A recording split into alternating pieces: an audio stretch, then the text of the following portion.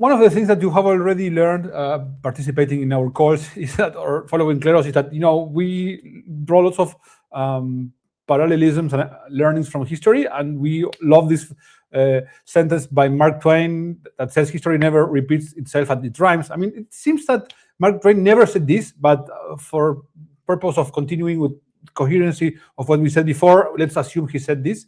And we let me tell you a bit about the US and central banks. So US starts the revolution, 1776, constitution a decade later, and then one of the main topics of the US during the 19th century and early 19th century was the question of should the country have a central bank or not.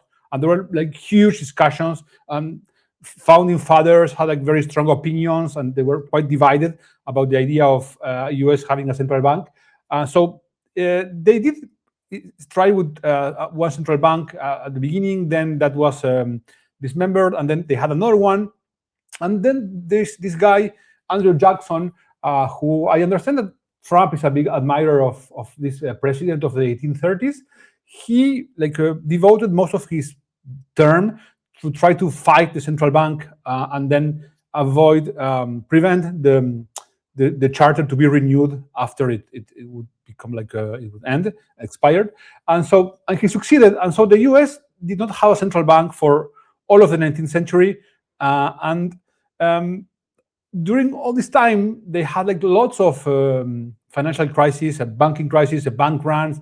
There was a very big one happening in 1873 with lots of banks going bankrupt. There was another one in 1893, and there is this play that is actually based on the War of Wealth. Is a play, I think it's Broadway, or maybe it was not Broadway back then, but it's a play based on the bank run, on the human drama around that 1893 crisis. And at that moment, if you had your money into a bank and that bank failed, then you just lost your money. There was no FDIC, no nothing. So you just lost your money, and that's it. And so in 1906, there is a big earthquake in San Francisco, a very big earthquake. The city gets destroyed, and this requires lots of resources to reconstruct the city, and then this puts under a lot of stress, loans, banks, and in 1907, there is a group of brothers that they try to do a group of degen brothers. They try to do what people in finance call a short squeeze. That is try to find if you think that there are lots of short seller positions in particular stock, and you think they will not be able to find enough stock in case they have to face a margin call, then because you control most of that stock, then they will have to go out and buy it, and then the price would go up a lot, and you will sell the stocks you own of the company at a very high value. It's a market manipulation type of thing. It's a bit like what happened, if you remember the GameStop saga. If you haven't watched the Netflix documentary, but this was a crowdsourced version of the short squeeze. But in this case, in 1907, it was a band of brothers who had a bank or a financial institution. So what they expected to happen was that the price of this stock that they were speculating on, that was what was the name? I remember the United Copper Company, would go up a lot, and then they would sell. So they executed the short squeeze, but they failed. And what happened is that the short positions they did find stocks of the company in other places because this was miscalculated by these brothers. And then what happens is there was not increase in the price, but the price actually went down. So this was a disaster. They lost lots of money, and this happened in a context where the financial system had lots of trust companies, which were institutions that did all of the functions of banks, except that they were not regulated like banks. And when I speak of regulated in early 20th century, it's a very a light regulation. Banks didn't have to comply with lots of regulations as today.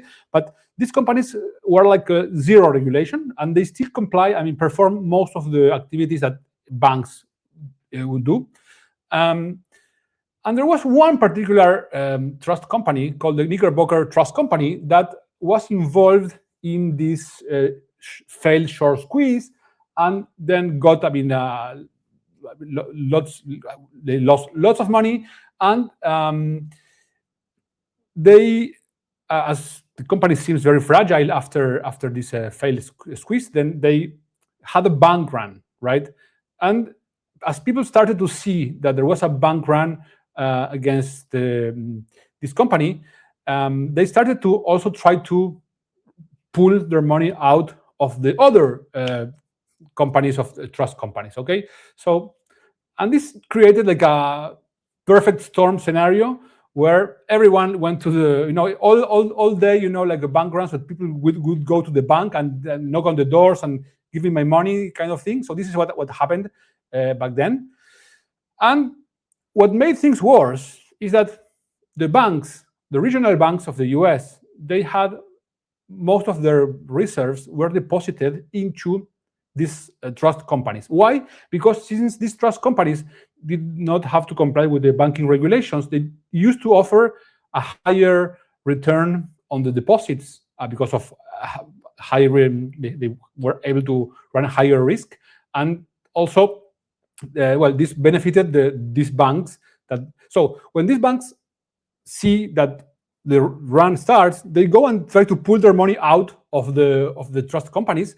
And since everyone, the depositors, the clients see that everyone is pulling out their money, they go and try to pull out their money. So the money that was deposited in these trust companies in New York was at the end of the day collateralizing most of the banking system in the US, right? So this created a cascaded effort, and this is where things got very complicated, because how could they stop a system level run without a lender of last resort? Because as we mentioned, the US did not have a central bank because they decided not to have it in the 1830s. They had many bank runs in the past, and banks used to go bankrupt, and then people who had their money there would lose the money, and that's it. And then the system would restart. But the thing is that this was a huge panic because the economy was growing, and this was a way larger run on all of this financial system. And since there was nobody no central authority that could rescue the system, no possibility of bailout, there is this guy, John Pierpont Morgan, that of course you know who he is. This is the founder of the JP Morgan bank, and he kind of stepped up. And everyone recognized him as the reputation, the high reputation, high prestige guy who can coordinate a way to save the system. And he was the selling point that everyone in the New York financial system would recognize as the leader in this rescue situation. And he actually took this very seriously, and he coordinated lots of meetings with the bank leaders and the trust companies leaders and all of the other financial leaders of New York. And those meetings were held into this place. It was the JP Morgan library. This is a West room. I think you can still go there to visit. And this room, was where the orchestration of the big rescue happened. And it was a place where you would see lots of the collective action problems that he would ask bank leaders to put money, make donations to save the falling banks. And people would say, okay, my bank is also having a run, so why should I share some of my liquidity if I will put this there, and maybe then I am going to be attacked, and then I'm going to run out of money. So all of this, a very interesting game theory situations where you have a collective action problem where if everyone acts, the system is saved, but nobody really has an individual incentive to act because of losing the very little liquidity they had. So this is a really interesting situation. And I do recommend, if you want to learn more about this, this book is excellent about that. It's not very long also, so it's really good, and it explains in a very clear way and very, detailed way how it worked and how the bailout worked in a situation where it was a decentralized system, no central bank that had like a special powers to print money and give credit of last resort. It was a decentralized system that coordinated in order to save it. Okay, and what happened after this is that we had so one famous meeting that happened at Jekyll Island. Is an island off the coast of Georgia, where a bunch of the leader of the banks went there to draft the legislation of what would become the Federal Reserve. The Federal Reserve Act happened in 1913, and there's lots of stories about the people who participated in that meeting going like in secret, like in disguise, so people would not recognize them on the train. So all of the thing. So there is lots of conspiracy theories about this as well. And if you want to learn a bit about that, do recommend this book. This is a big book, so it will take some time. But The Crypto of Jekyll Island is a story of how the Fed was created, and yeah, if you are into this, I do recommend this. Okay, so this is a bit what I was thinking when I was comparing the Aave Saga to the what happened in the panic of 1907. So in the Aave Saga, we also had like previous situations of crisis. For example, in the 1907, there was like the 1873 crisis, 1893. So there has been some warnings in the crypto ecosystem. Also, we had some DeFi collapses. We had a bunch of them. So some of the most important were Terra Luna and FTX, and then we had a CoSwap, another one.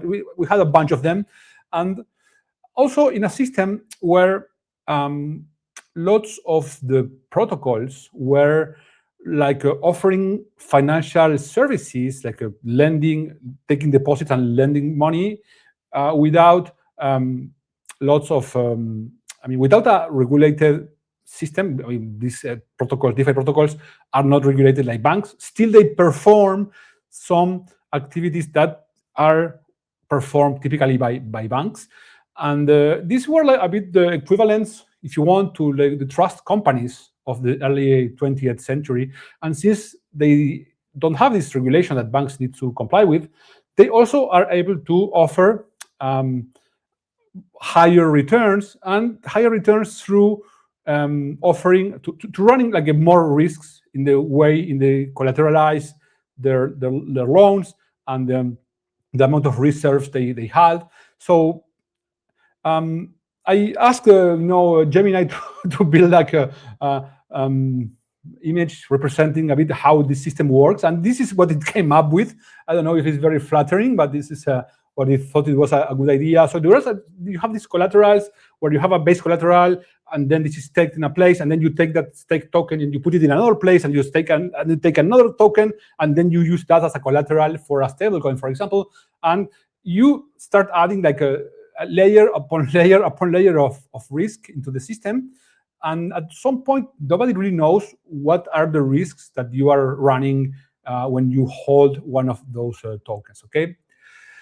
So here, I think it's a good idea to have Selena Gomez explain. If you have watched The Big Short, you might remember this explanation. If you haven't, you will see it for the first time. It's a great way of seeing how the CDOs work during the financial crisis. So let's see if this works. Of course, it doesn't work. No. Okay, Plan B, Jean. Explain. Okay, so here's how a synthetic CDO works. Let's say I bet 10 million on a blackjack hand. 10 million because this hand is meant to represent a single mortgage bond. Okay, Selena has a pretty good hand here, showing 18, dealer showing 7. That's a really good hand for Selena. Good odds. In fact, her chances of winning this hand are 87%. So, my odds are good. I'm on a winning streak. Everybody in this place wants to get in on the action. How could I lose, right? Now, this is a classic error. In basketball, it's called the hot hand fallacy. A player makes a bunch of shots in a row. People are sure they're going to make the next one. People think whatever's happening now is going to continue to happen into the future. During the real estate boom, markets were going up, and people thought they would never go down. So people who are watching and think that I won't lose will make a side bet. Now this is the first synthetic CDO. I love Selena Gomez. Bet you 50 million she wins, and I'll give you 3-to-1 odds. 3-to-1 odds? Okay, I'll take that bet. Now, somebody else is going to want to make a bet on the outcome of their Bet you bet. 50 million she wins. That will lead to synthetic CDO number 2. Hey, I bet you 200 million that lady in the glasses wins that bet. She probably will win, so I want a great payoff. How about 20-1? Deal. And this will go on with more and more synthetic CDOs. And we can transform an original $10 million investment into billions of dollars. You okay? No. Okay, I mean, if you haven't watched the Big Short, I mean, do watch it because it's amazing. And then you also can see Margot Robbie explaining finance in a hot bathtub while drinking champagne. And then, if you want to learn more about Richard Thaler, is one of the creators of behavioral economics. So this is a great book about how many misconceptions we have about how people make decisions. And this is something that at Kleros we study a lot because we want to understand how jurors decide and how rational they are, how much they optimize financial return or not. So I would say that I know more Richard Thaler than Selena Gomez. I mean, contrary to most people in the world, I guess. But I mean, this is our métier. Donc, so this is a really good book. And so what happened is that these CDOs, there is a difference between the CDOs in the financial crisis in 2008 and the current, risk-taking, collateralization of one asset collateralized in many different places. So back then, the system was created in a obscure way for people not to find out what was happening. So people would hide what was inside of these famous trenches of the assets that were securitized with all of the low-value mortgages and all that. But what is different is that in DeFi, the promise of DeFi was that, okay, now everyone can see what's inside, what is the asset that is inside this collateral. So in theory, this should have reduce, if people saw that those were a low-value asset or low-quality assets, I mean, the market should punish that, which I don't know if it happens as it was expected, maybe because of even if this was transparent and public in theory, maybe the complexity of these products was so, high and hard to understand that it still didn't fulfill, this condition of people being warned that this was, a train going to collapse, okay? So, and this is the situation where this starts, as you saw, there is a hack into a breach in the Kelp DAO. It's an exploit, and then they use unbacked collateral to borrow assets on Aave. So people see that Aave is under collateralized, and then they start to pulling out their funds from Aave and from other protocols, and then the bank run makes TVL like a tank, a lot in very, very, very fast. And then what happens is that they figure out that the reserves that they had were not sufficient to cover all of this bad debt that the attack had generated. And this is the JP Morgan moment. They announced the creation of this DeFi United rescue fund, basically for making a bailout of Aave, because apparently the reserves that Aave had was not enough for covering all of the bad debt. And this was led by the founder, Stani. And people started to chip in, and so Consensus, Joe Luby, Lido, many actors of the ecosystem contributed to this fund.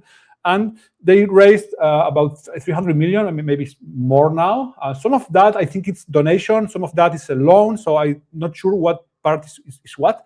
But the truth is that this was enough for covering the bad debt that was created, and then I mean Aave was saved. Okay, and here is what you can see some of the rhymes between the Aave and DeFi United and the 1907 situation. You know, first, this is created because of the existence of some actors in the financial system that act as lending platforms, but that they are not regulated as banks. They don't have the same reserve requirements and the same disclosures that are needed.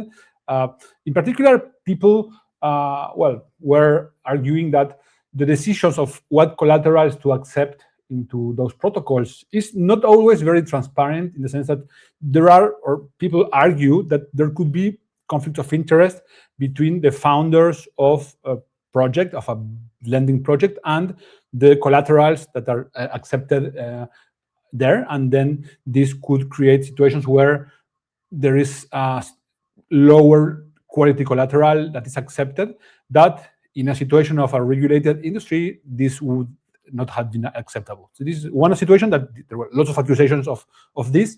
Then there is a contagion mechanism, like a problem in one particular bridge, you know, in the Kelp DAO, then creates like a big, problem systemically because of how everything is connected, in the sense that as regional banks in the panic of 1907 had deposits into the New York trust companies. So this one collateral in a protocol being used in many other protocols can create a under collateralization that affects all of them at the same time.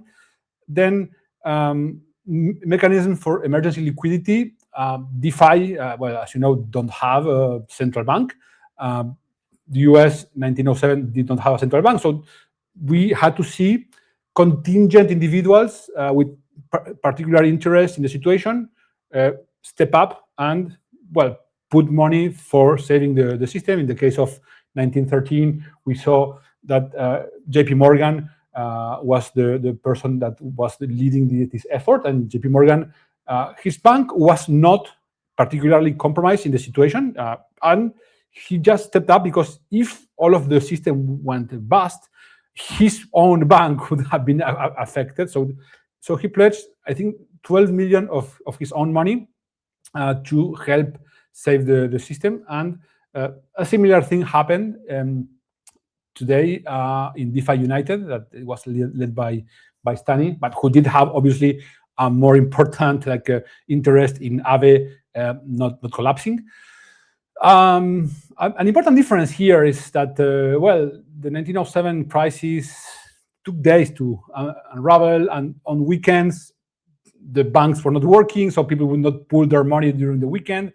DeFi is 24/7, so maybe you go to bed at night and your protocol is doing okay, and you wake up and then you have like a multi-million-dollar bank run. So this is something that is going to be like a big problem, because the possibility of making decisions in such short time, especially in a world with more and more agents doing these decisions, will be complicated. I think this is an open question, how this is going to be handled in the future. And then the aftermath and the response. So as I said, the response from the traditional banking system or traditional finance system in the early 20th century was the creation of the Fed, that was a mechanism to provide liquidity in situations of high risk and systemic high risk of contagion. It's going to be, we have to see what happens with the DeFi ecosystem, if there's going to be a new mechanism, and I will speak a bit more later.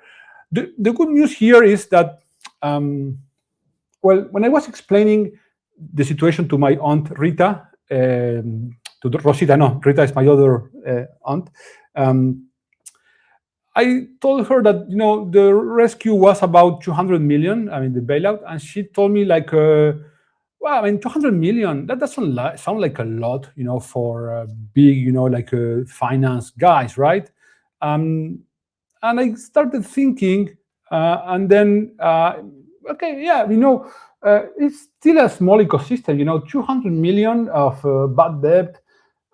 That's not a lot. I mean, Aave is the leading lending protocol in DeFi. And the leading protocol in DeFi could have, been like going down just by $200 million bad debt. So when my aunt, who knows a bit more about TradFi, she was like very much like having fun at our expense, because for a TradFi company, 200 million should not be something that will make collapse the largest bank in the world, and it should not be a lot in order to threaten with collapse of the most important lending protocol in DeFi, right? So this is something we need to own this, and for you to know a bit of how big is this amount of money. I mean, this is another thing my aunt sent me. She sent me this, and she said, okay, JP Morgan, the largest bank in the world, spends 236 million just in legal fees during Q4 of 2024. So this is what they spend in lawyers in just one quarter.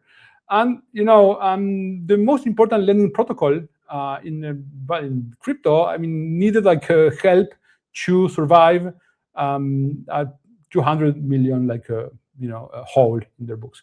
So this is interesting to put everything in context, and it's a good thing that this happened now, and there is the possibility of thinking ahead with more time of what to do, but not a lot of time, but thinking a bit about this and thinking about where do we go from here. There are maybe three possibilities in the future. So one of them is some on-chain equivalent of the Fed, maybe a smart contract with funds in it that is pre-capitalized, and that has some conditions to release funds to whatever protocol that needs them and complies with a number of conditions to receive those funds. This is maybe one possibility. Another possibility will come from, I think, the off-chain world. But like, for example, MiCA has some conditions for stable coins, collaterals, and all that. The off-chain legal world, governments can and probably will have something to say about this. And third one could be some more formal coordination framework between the DeFi United companies or members with some pre-authorized legal mandate to act in case of bank run or some systemic problem in DeFi. This might be the three possibilities. Maybe a bit of each will happen, maybe none. Hopefully some of this will happen. Or we might risk having another crisis, which would be maybe bigger than this one. And well, of course, I'm here to tell you a bit about Kleros. So we think that Kleros can help decide which collaterals to accept for collateralizing, for backing stable coins, and these collaterals should have some predefined risk profile, so people will not say that, oh, this collateral was accepted because of the founders of this protocol are friends of this, or they are just the same founder. So these situations of conflict of interest that are regulated away in the world of TradFi, some of these maybe will come into the world of DeFi, and I think Kleros can help verify which assets should be accepted and which not. So it's a good thing also that we are currently writing a paper with William about how Kleros and DeFi can work together, or how Kleros can help secure DeFi for avoiding this type of situation. I mean, I promise we have nothing to do with the hack. I mean, we were working on this before, and then the hack happened. I mean, I guess these ideas, were already floating in the air, but this is very timely because in this paper, we explain very well different types of mechanisms, some of them certifications, other distributed solution that can help build a more secure DeFi system. And well, a DeFi system where people can actually use it without the fear of like just waking up in the morning and seeing that all their money was gone because of a bad risk or bank run, etc. So thank you very much. And I mean, this was a bit the ideas I explained. I mean, I hinted at like last week. So I think there are a lot of similarities, as we said. Financial history has lots of things to teach us about how people coordinated in the past and how they ended up building more resilient systems. More resilient and not perfect, because even after having a central bank, we still had lots of banking crises, lots of monetary crises, and this is not a panacea, but it may be one of the mechanisms that can be used and of course improved upon for building a better DeFi. Okay, that's what I wanted to share with you, and let's have I think Fortunato. Are you there, Fortunato?